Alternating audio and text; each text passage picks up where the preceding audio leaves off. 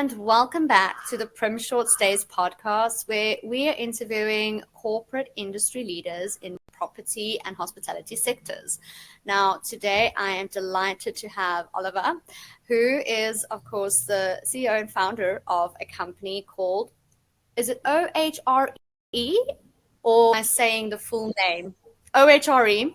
There we go. No, OHRE. Yeah. Yeah, I was trying to figure that out, but exactly as Oliver has told us, yeah, OHRE, and we want to, kind of find a little bit about the company, how it came about, what is it about the company that makes it so special, and then of course, kind of dig into a bit of trends into the market and the industry. So, welcome, Oliver. It's lovely to have you here today. Why don't you kick us off by telling us a little bit about yourself, other than work, who are you, and how did you get here? So. Absolutely. My name's Ollie. I'm the founder and CEO of OHRE. Um, I've been an estate agent or a real estate agent now for nearly 8 years, something like that. Which is not a huge amount of time before starting up a company. But prior to being an estate agent, I played semi-professional rugby for quite a while. And then injuries plagued me, as it always seems to happen. So that went down the drain quite quickly when I found out I had the knees of an 80-year-old man at the age of 19, which was fantastic. I then ended up going off to university in North Wales. I spent quite a lot of time in Sweden as well because I had a partner over there and family over there, so I spent a lot of time over there. Um, and yeah, I went lived there for probably the equivalent of about a year and a half, 2 years in months. And yeah, and then I ended up that didn't go well, so I ended up moving back to the UK and went into London because I wanted to be somewhere busy and vibrant, and I wanted to be somewhere, in short, where I could make quite a lot of money, essentially. And I'm in the sales industry and things like that. So then came my entrance into estate agency or real estate, and worked for a really big company for 5 years, and was their top performing agent for 3 out of those 5 years. Made them an awful lot of money. I think I made them best part of £2 million in 3 years just on my own, which is not bad. And then I left because it felt far too old school for me. The UK property industry, it's like we're 100 years ago. It was when all the agencies were founded in like the early 1900s. Nothing's changed. And I wanted to get out, completely change the style. So I went from what I call the super corporate industry, sitting in your high street offices, making 1,001 calls a day, all this kind of stuff, and just relying on a name. I went, you know what? Let's change it up completely. We're going to go like the Australian and the American model, self-employed, brokerage model, which is not normal and not common in the UK. High commission, no offices, all digitally based, lots of marketing, lots of social media, and doing it that way. So like flipping it on its head completely. And then OHRE was born, essentially, and that's where 2 years later, the company's now two. And that's where we are now, essentially. Love it. Wow, what a fantastic story. Now, obviously, you know me, being from South Africa, I'm big on the rugby. So I have to ask, what was your position? I was a scrum half. I was a scrum half through and through because I was far too short to play any other position. Bless you. Oh my gosh. Well, we love the honesty here. I mean, we're going to get honesty today, which Of is really, course. really good. That's fantastic. I'm a rugby fanatic, so definitely I would have supported you, but I'm still supporting you today. So, Thank you. That's very kind.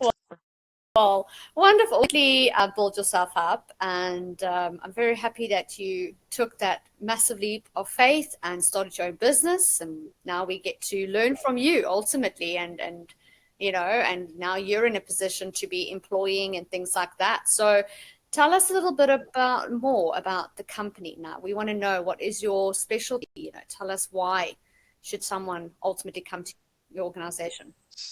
So my specialty, when for as long as I've worked in the property industry in London, I've never been particularly good at what you call the super prime sector, like anything over like 5, 10 million pounds. I've never really done well in that area, and it confuses the hell out of me because you can have these properties sit on the market for 2 years and no one buys them because how many people have got 10 million pounds to spend on a house on a certain road in a certain area? Right. There's not a lot. And it's really picky. So my whole speciality is in like your family section of the market.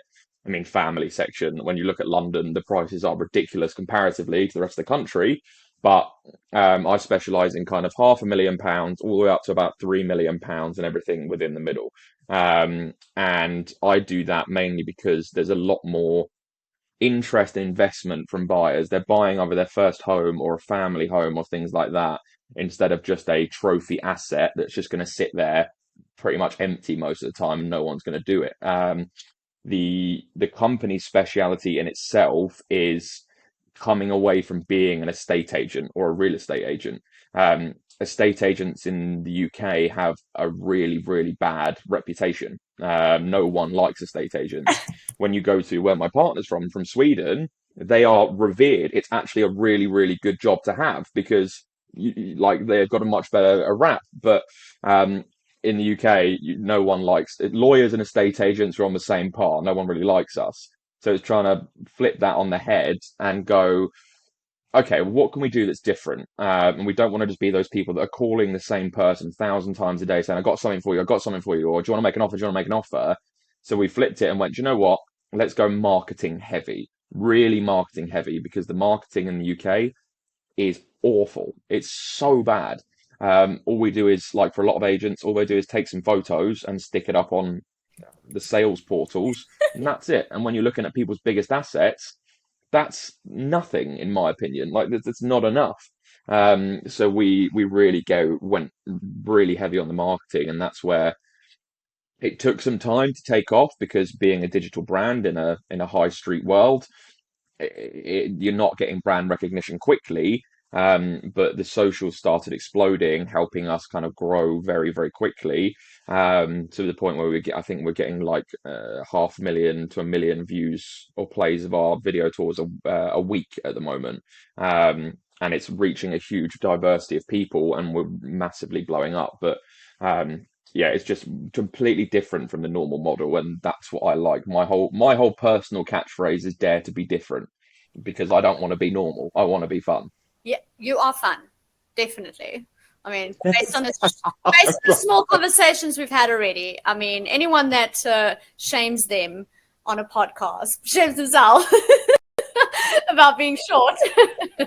I mean, that sounds fun. That sounds like we could have a real conversation, and that's ultimately something that I can definitely say is a big thing for a lot of people. I mean, we ultimately, I mean, as Prim Short Stays, we work with short-term rentals. We manage the short-term industry, So do you more mainly focus on the longer-term investments? You're focusing on families and things like that. So is this something that you rather focus on, like long-term investment opportunities? And then do you work through the process with that specific family? Do you help them to find their ideal home? Walk me through a bit of process. I'm interested. What happens? Yeah, there's a couple of different ways around it, essentially.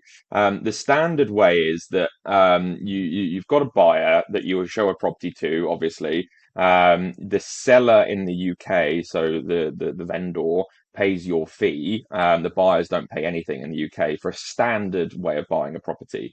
The difference in the UK compared to every other normal country in the world is that when you get your offer accepted in the States, in Australia, in France, whatever, your offer is legally binding pretty much from the start. You're locked in. The UK, it's significantly more complicated than that. You've got about an 8 to 10 week spell where you're not locked in at all. And it's a lot of legal work, it's a lot of back and forth. And my job is actually putting a property under offer or renting a property. That's the easy part in the UK. The hard part is getting it from offer accepted to exchanging contracts and completing. And that's where we actually really come into play. And that's where the good estate agents in the UK like that's where you earn your money because it's quite hard actually to get through that phase without losing the buyer. Um, the other option you've got is something that we just launched, which is really exciting, is a buyer agency side. So instead of just solely representing the seller, we represent the buyer. They pay us, I think that's the standard fee at the moment is 1.5% of the purchase price of the property to source them the property. And the difference there is when I represent the seller, obviously I'm there to get them the best price humanly possible, of course, because they're paying my fee. When I represent the buyer, I'm there to save them as much money as humanly possible. Right. So it's a bit counterintuitive, but my job in that situation is when you work as a buying agent, normally you work with people that are very wealthy and have no time on their hands. They don't have time to sift through the portals and go and do 15 viewings a week. My job is to sift through the portals, go through all the properties on and off market, go and see as many as I can for them and whittle it down to a short list. That way, they're coming over, they're going to come and see, like if it's an international buyer, they're coming over, they're coming to see three or four, which are spot on for them instead of coming over and wasting their time seeing 30 in a weekend and they hate every single one of them. So there's two different ways you can do it, essentially. Like it's that kind of thing. So it's getting more and more popular to have a buying agent, even at lower prices nowadays, just because it's worth it. Like our job is to save you money most of the time. And if we can save you an extra 30 grand on a purchase, that's amazing. That's a lot of money type thing. So there's a couple of ways around it. Sorry about that. If you want to pick that up there from there, again, so we got the 30%. So if I can save, like, so the what I was saying is, if I can save someone £30,000 on a purchase, like when you work in the property industry, you get very blind to money. Like when I'm dealing with people that have got millions of pounds in the bank all day long and talking about £30,000 comparatively, it's not a lot of money at that point. But in the grand schemes of it, it's so much money to be, if you can save it, that's a new kitchen or that's a new like that goes towards a loft conversion or something like that, and it's a lot of money to save. So that's the advantage of being having a buying agent is they're there to represent you. They're there to get you the best price instead of me being a normal estate agent on the other side and going, no, sorry, I need as much money as possible because this is what the seller's wanting. So there's two different avenues essentially. Either way, you can still get deals, but with a buying agent on board, you're more likely to get more money off essentially. Right, perfect. No, well, that's fantastic. Thank you very much. I really appreciate all that, especially from someone that isn't possibly living in the UK and anyone that might be, considering properties in the UK. It's always nice to know that you're kind of working with someone that knows what they're doing. First of all, 'cause it sounds like you know what you're doing, which is important. Or I fake like to think so it. at this point. Well, then fake it until you make it. And then ultimately, yeah, we want someone that also, you always want to work with someone that has your best interest in terms of your finances. Like, even if you've got tons of money lying in your bank account, you have that probably because you're very well spent, right? That's usually sometimes one of the things. So you want to make sure that and it's a long-term investment. A property is a long-term investment, in my honest opinion. I mean, yes. And if you're looking to move over from another country or looking to buy even like a London pad because you like to come to London for a holiday every couple of months a year and you're looking to buy something, if you're living in Italy, for example, your idea of the London property market, you might have a somewhat know what you're talking about, but you're not on the ground in that location knowing what to do. So at that point, having a buying agent is more on a advisory level. It's like, look, this is the situation with the property market. This is how much you could afford to buy with when you look at the currency exchange rates and so on and so forth. This is your perfect area because maybe you like going to Harrods every time you come over to London. Cool. We look in Knightsbridge, we look in Mayfair, so on and so forth. And it's more advisory, essentially. So I think it's never a bad thing to do that. Otherwise, you're just going to get bogged down constantly with estate agents trying to call you and sell you something, essentially. Yeah, like you said, I mean, you guys, well, estate agents in general have reputations. I think it's very similar here in South Africa. So it's not a problem. We kind of get you. We understand what you're talking about. I think anybody that really wants to sell you anything these days have that reputation. And unfortunately, we have to we have to work with different trends and ultimately change it up a little bit. So tell me a little bit, Oliver, in your opinion, right? I mean, obviously, you know a little bit about Prim Short Stays and what we do. Ultimately, in your opinion, where do you see the UK going with short-term holiday vacation rentals and kind of formulating what you do as a company for your, clients? How do you see the two lining up together? Do you think it's something that will evolve in the future specifically? So short-term stays are just going to keep getting more and more popular. The reason behind that is when you look at London, for example, London, the government put in a rule where you can't do short stays for more than like short lets for more than 90 days a year. A lot of people find ways to skirt around that. A lot of people are quite clever with it. But the reason they're going to get more popular and more popular is, especially in the UK, there's a load of new legislations coming in as of about 20, it's about 6 years away, but 2030, which states that if you don't have a certain energy efficiency level of your property, you can't privately rent the property through an estate agent for a long term. So as a result, landlords want to short let their properties anyway because there's significantly more money in it than a standard long-term AST. But with that change coming in, we're going to see a massive shift away from it, where people go, "Do you know what? I'm just going to short let it for say 6 months of the year, make the entirety of the money I'd make on a normal long term, and do it that way." So it's one of those ones where the government making that rule come in, it's going to kill the lettings market because everyone's going to go to short-term rentals. Everything's going to get a bit more expensive, and there's not enough letting stock or rental properties in the UK as it is at the moment anyway. So it's going to get more and more popular. So in the next kind of, well, in 6 years' time, I'm actually speaking to a lot of people at the moment who are looking to buy properties, and they're really concerned about the energy efficiency because they might want to rent it out in the future.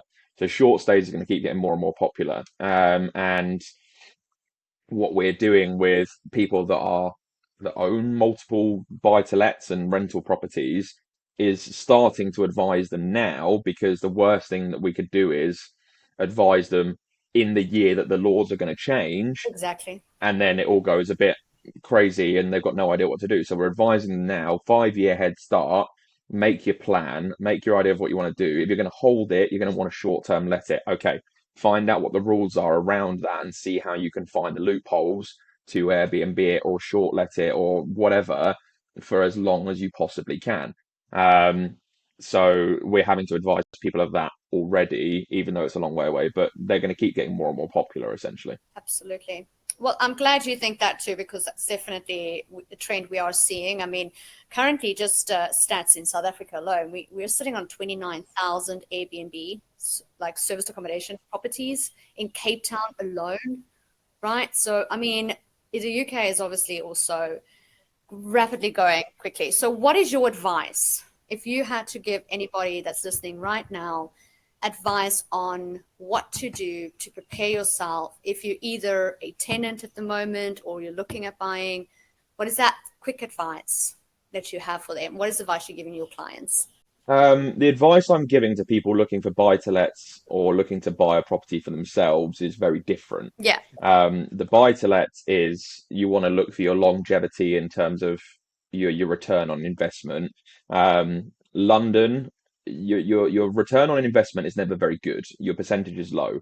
In London, you're working on the appreciation in price over time whilst you're paying off your mortgage from the rental income. I'm advising, so I own three buy-to-lets in North Wales, so like a 7 hour drive away from where I live. The reason I own them up there is they are very, very high yielding properties because they're cheap to buy and it's in a university town. So you've pretty much constantly got turnover in one way or the other. My buy-to-lets up in North Wales, they give me about an 11% return on investment a year, like and it's fantastic. They pay themselves off in 10 years, and I basically then just live off passive income. So for people that are looking for high return on investments lettings wise, I'm telling them go up north in the UK where properties are cheaper, go to a university town and do that because it's fantastic. If people are looking for, they've got a bit more money, they're not looking for a massive return on investment, but they want capital appreciation and take the gamble, you buy in London. Now, in terms of like looking to buy a property, it's very complicated because I give the same information to everyone, which is go and see quite a few to start with, because your tick list for what you're looking for always changes. About 50% of what you're looking for at the start, it'll be completely different when you actually buy that property. Um, it's always the case. So what I say is, look, go out. If you're really looking to buy and you're serious, go out and look at about 10, 15 properties, kind of different ideas. You like it, you don't like it, but go and see a few. Then you've got a good idea of what you're looking for. I don't advise people to go and see more than about 30 properties when they're looking, because after that, it gets confusing. You just start like confusing yourself on what there is out there, and you start going, oh, maybe I've made a bad purchase. Let's keep looking on the portal, see what there is.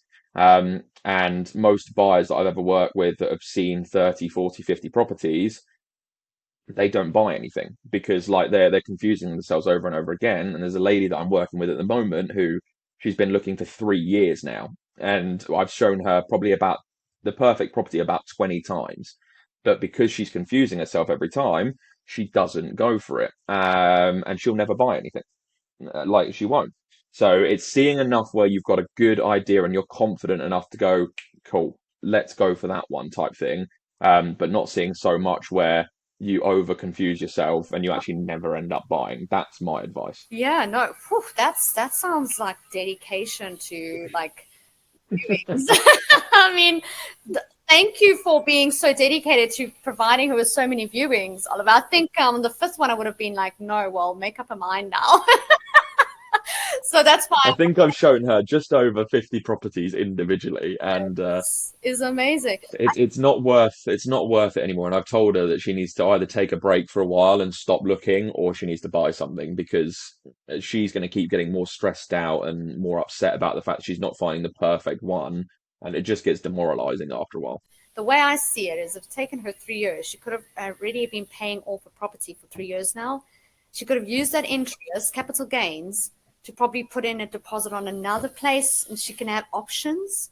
So sometimes it's just like, you know what, we just need to like close our eyes to everything around us. It's the same thing as when I was doing wedding dress shopping and things, and my mom was always like, you're going to go for the first one. You always go back to the first one. Okay. So you can put on 500 wedding dresses, but remember, you're probably going to go back with the first one.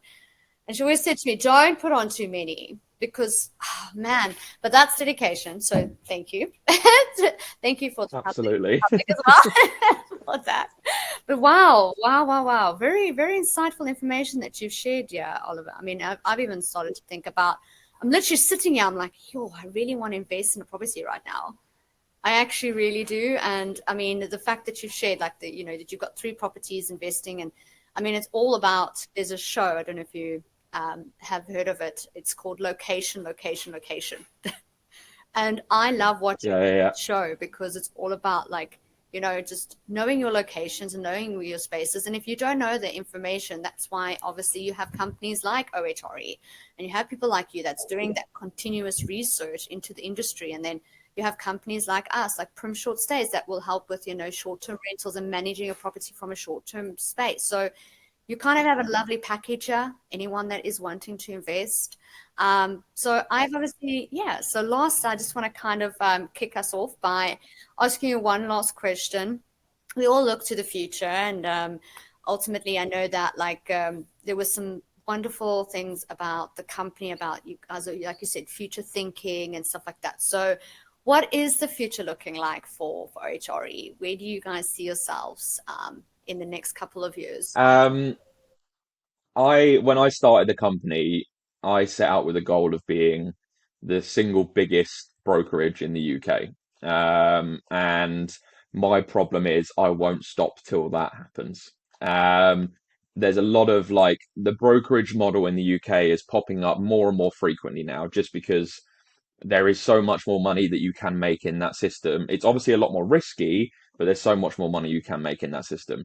There's a few that are trying to go big. There's a few that are saying small and like boutique and just having 2 or 3 members of staff and doing it that way. I'm looking at it going, there's a massive hole in the market right now for a very high level and like really high service level brokerage across the UK. Now, there's a couple that are doing quite well, but they do really well outside London, Yeah. but they always struggle when trying to come in. London is the hard market to crack. If you can crack that market and then go out, fantastic. So my 5 year plan is next year we should have about 10 or 15 brokers coming on board to do different segments of London. Year two we should go up to about 50 and then start moving out to what are called the home counties, which is like your Surrey, your Hampshire, really high value family areas. And then after that it's just the rest of the UK and doing that. And then at some point in the future, it's looking at which countries we can then go to next. Sweden is an obvious target because I have the relationships over there, and while they're more revered than UK estate agents, they're quite far behind us still. So there's some modernizing that can happen over there. So big plans, and there's a lot of money being invested in tech and the VR stuff for virtual reality viewing. So basically, you can sit in someone's house and never go there.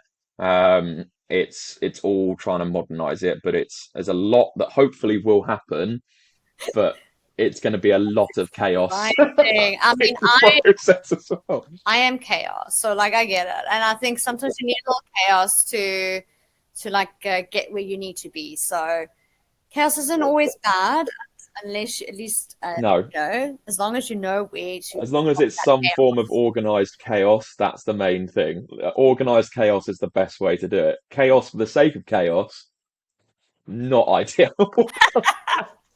Oh gosh, oh no. Oh well, it's been an absolute pleasure, Oliver. Thank you so much again. Very insightful information. Tell me quickly, last and all, how can someone make contact with you? Obviously, what is the best formal way that they can reach you? Yeah. So it'll either be through the company website or through my Instagram. Both pages have got my personal contact details on there. So the website is ohre.co.uk, and my Instagram is at Oliver Howard at Oliver Howard LDN. They're the best places to reach out to me because you'll find my number on there. I say to a lot of people, don't send me a DM on Instagram because I get about 150 of them a day and I'll lose it. My number is on my Instagram. Call me, email me, whatever, and I work 24/7, so I will literally always be available to answer the call or email. That's a dangerous thing to say. That's a dangerous thing to say. You're gonna get those 4 a.m. calls. You're gonna be like, "Remember that podcast we saw about you, Oliver?" Oh, I get that already. Don't worry. A 4 a.m. call would perfectly line up with some calls I get already, so that's absolutely fine. I said that once, and I regret it. I told my clients once, Yeah, "Phone me anytime." And I had a lot of international clients, and they'd phone me at 2 o'clock in the morning. Remember you told me? I'm like, oh no. I say to a lot of people because I do with a lot of international people as well, and it's like if it's something like really urgent or desperate, feel free to call me 2, 3, 4 in the morning. Fine, I'll take your call. If it's not, send me an email. If you want to put an offer in on something, you can call me at whatever time of the day you want. I will answer the phone. But if it's not something that's urgent, send me an email. Thank you very much. That's In fine. that case, you just tell me where I'll meet you at 2 o'clock in the morning. I'll be there. You know. So, Exactly. You want me to oh, fly over to like Hong Kong or something to get an offer from you? I got to get up at 2 in the morning. That's fine. I'll do it. Don't worry. I'm there. you want to buy like that 10 stories of apartments? No worries. Like I'll meet you there in Hong Kong. What are you talking I'll about? be where you need me to be. Don't worry about that. But if you're calling me at 2 a.m. to ask, is the property a freehold or a leasehold? That can wait until the next morning. That's fine. I'm like knock knock. I'm already at your door. Hello. Oh, lovely. No, it's been such a pleasure, Oliver. I love your enthusiasm. I love your attitude. It's so positive, and I think anyone would be such a, it would be so positive for anyone to be working with you. You can see you're passionate about what you do. You can see you Definitely very well skilled as well. So that's always important when you're working with people's money. You want to know that they know what you're doing, because we don't. So I'm definitely gonna. So what we're gonna do is we're gonna put all your details on how they can make contact with you in the bio below. And of course, we ask everyone to like, share, and subscribe. And it's been an absolute pleasure, Oliver.